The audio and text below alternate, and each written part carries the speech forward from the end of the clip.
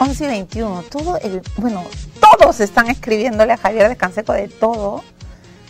Buen punto. Primero, ya me has dado una excelente idea para mi programa. Voy a entrevistar a un hermano de Foucault. Yo no sabía que existía esa orden. Gracias más bien porque aprendo algo. Alfredo Ferrero, el ex ministro, te está escribiendo también y está contando que el papá de Javier era, él dice, era mi querido abuelo Santiago Díaz-Canseco. O sea, Alfredo es tu... Es mi sobrino, es el hijo de mi hermana mayor. Claro, y dice, aclara que se encontraron en veredas distintas durante el TLC. Claro, Sí. Él es liberal, pues, ¿no? Sí. ¿Y cómo te tengo que definir al final? Yo soy socialista. Socialista. Sí. ¿Vas a morir socialista? Probablemente. Soy Probablemente. socialista y soy mariateísta. Ya. Creo que Mariátegui fue un excelente, un extraordinario pensador. Deberíamos de leerlo más, ¿no? Sin duda. Sin duda. Además, En tu bancada han leído a Mariátegui, porque a veces yo siento que la bancada de Gana Perú es Wikipedia, ¿no? Nombran a Mariátegui, nombran a Basadre. Yo digo, ¿lo habrán leído de verdad? la bancada de Gana Perú no es una bancada de izquierda. Es una bancada de un bloque donde habían sectores nacionalistas que no se definen ni de izquierda ni de derecha. ¿Qué son, ¿No? Nacionalistas. Pelean por la soberanía del país, porque tenga control sobre sus recursos naturales. Se suponía que teníamos, en función de eso, que dar una batalla para revisar una serie de contratos lesivos al interés nacional y recuperar una parte importante de la renta que generan esos recursos para poder invertirla en educación, en salud. O sea, el verdadero sancochado es Gana Perú.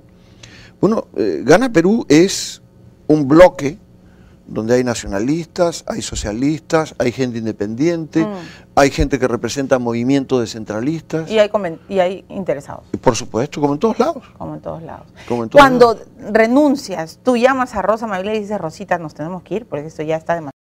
Yo llamo a Rosa para comunicarle que yo he tomado una decisión y yo sabía que ella tenía una posición muy crítica frente a la situación.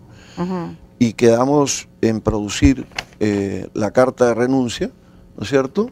Y ocurre que el mismo día que estamos por presentar la carta de renuncia, nos enteramos que, porque lo anuncia públicamente, que Verónica Mendoza ha presentado una renuncia precisamente por razones muy similares a lo que producen el detonante de la situación, que es la prisión del alcalde de Espinar, los 2 muertos, los heridos y la violencia. Bueno, la prisión vino después, ¿no? No.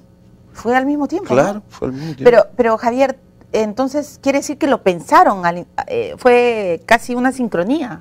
Sí, fue casi una sincronía, pero no había un grupo. O sea, no fue que como ustedes renunciaron porque Verónica... No. Nosotros no renunciamos porque Verónica renunció. Nosotros, ante la renuncia de Verónica, decidimos entregar la carta que habíamos trabajado en el transcurso de la tarde y permitir que Verónica tenga el espacio para exponer sus puntos de vista y nosotros los nuestros. Pero fuiste bien duro en la conferencia de prensa. Además, una frase que yo dije, si Javier Díaz-Canseco lo está diciendo, qué miedo. Dijiste que te preocupaba ciertas prácticas fujimontesinistas. Sí. ¿Lo sigues pensando? Sí. Yo estoy absolutamente convencido que las denominadas pruebas que se han utilizado para detener a los trabajadores de la Vicaría de la Solidaridad de Sicuani, argumentando de que habían balas dentro del vehículo, esas fueron pruebas sembradas. Porque esos trabajadores detenidos habían llevado al fiscal y a un abogado a una comisaría que hay dentro de las instalaciones de la mina. Y se habían quedado afuera esperándolos. ¿No es cierto? Cuando estaban fuera, fueron detenidos. ¿Por esas balas? Por la policía. No, les incautaron el vehículo.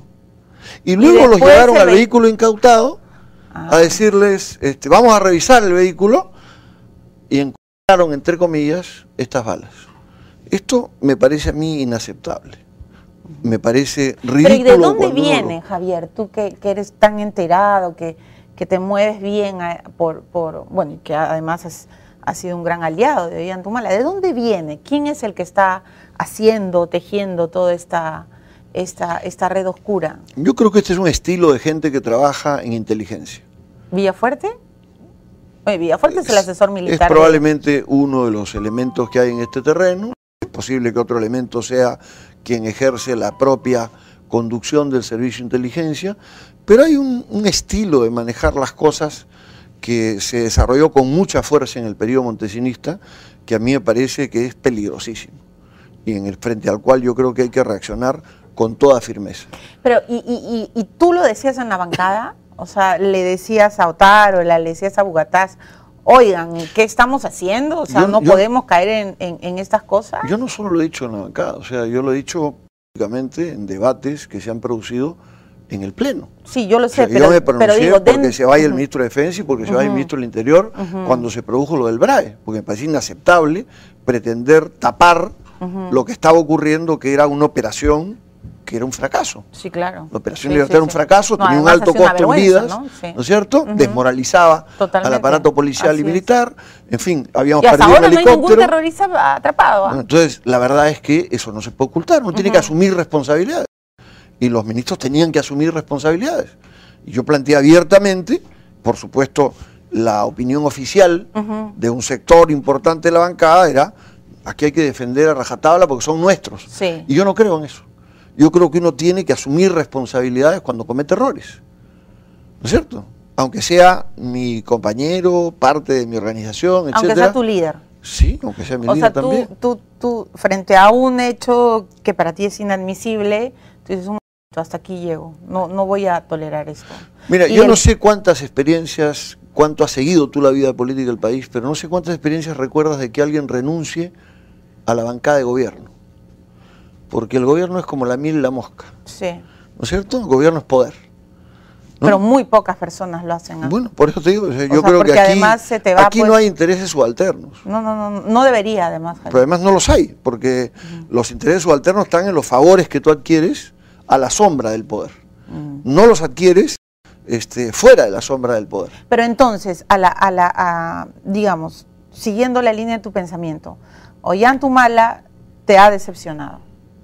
Sí, lo decimos en la carta. O sea, lo dices en la carta, pero digamos, ya teniendo la sopa fría, habiendo pasado horas. Sí, me ha decepcionado, por supuesto. O sea, yo creo que no está cumpliendo los compromisos que asumimos de cambios para hacer un país más justo, más equitativo, con menos diferencias sociales, con menos distancias entre unos y otros. Y estos comités de crisis que acaba de hacer, que acaba de presentar, ¿te parece un gesto político, digamos, para tratar de solucionar? Milagros, hay 12 muertos en 10 meses. Sí, nosotros entramos con el compromiso de que no repetiríamos, ¿no es cierto?, la experiencia que venía de García. Sí, entonces, hay un límite en las cosas.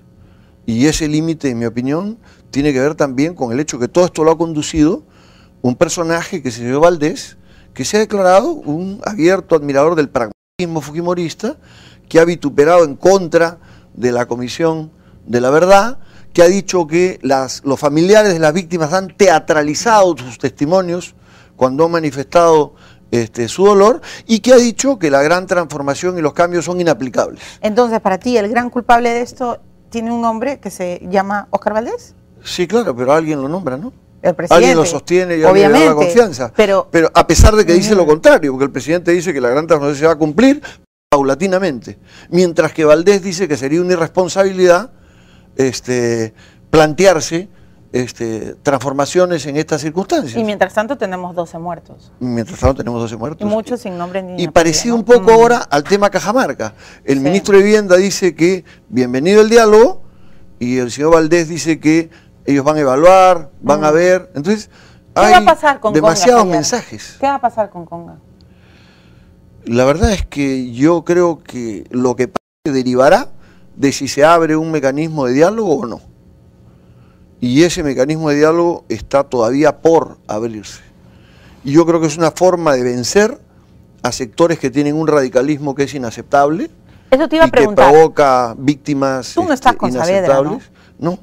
¿Y con Santos? Estoy con Santos es una persona a la que yo conozco, es un dirigente rondero al que conozco hace mucho tiempo. Pero no se ha pasado de intolerante.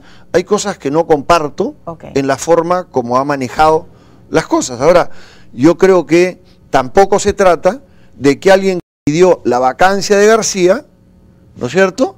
Y que se vaya García, que fue Antumala, ahora convierta en una tormenta el que en un discurso en la Plaza de Cajamarca, este señor diga, ¿y qué se hace con alguien que incumple sus palabras?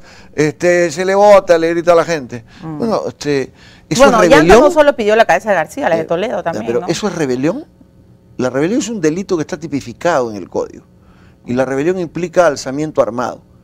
Ahora que estamos en instancia de día del mitin, ¿lo que pidió Santos fue un alzamiento armado? O sea, ¿se le puede abrir investigación por rebelión que se tipifica como un alzamiento armado contra el poder establecido? ¿Pero puede él pedir la cabeza de un presidente en un mitin? Todos lo han hecho. El APRA pidió la cabeza de Toledo. Y el señor del Castilla... Sí, le pidieron la vacancia, claro. Por supuesto. Claro. ¿No es cierto? Por incapacidad moral. Bueno, si el presidente hoy día te está viendo, no sé si verá el programa, yo sí, porque un día nos llamaron de Palacio, debe estar diciendo, Javier, por favor, cállate la boca, ya no hables más, porque tú eres bien duro. Yo creo que él tiene correa. ¿Tiene correa? Él sabe qué decisiones ha asumido en este terreno. Cada uno sabe el camino que ha tomado en este campo. Porque sobre algunas de estas cosas hemos conversado. Yo no he tenido una relación fluida con el presidente. Cuando renunciaste, me tengo que ir a una pausa, ¿sí? Pero solo sí o no. Cuando renunciaste, el presidente Ollanta, antes de tu renuncia, ¿intentaste conversar con el presidente Ollanta? Le envié una carta planteando la necesidad de la renuncia de Valdés y que no cometa la torpeza de mantener la detención del alcalde. ¿Te contestó? No. No, muy bien. Ya lo saben, le mandó una carta, no le contestó, Javier Díaz Canseco renunció y después de esta pausa yo tengo que hablar de la ley de discapacidad, porque en verdad este es un tema que tenemos que conocerlo todos los peruanos. Yo creo que cada familia, si o tienen un familiar, o tienen un amigo, o un conocido que tiene habilidades especiales o problemas, en verdad, motoras, y en nuestro país hace bastante tiempo que les hemos faltado el respeto. Con esta ley general de discapacidad creo que por fin nos hacemos mea culpa y les decimos que efectivamente tienen derecho a, primero, a transitar, que es lo más importante, ¿no? Vamos a ir a una pausa y ya lo escucharon. Está Javier Díaz Canseco con el programa.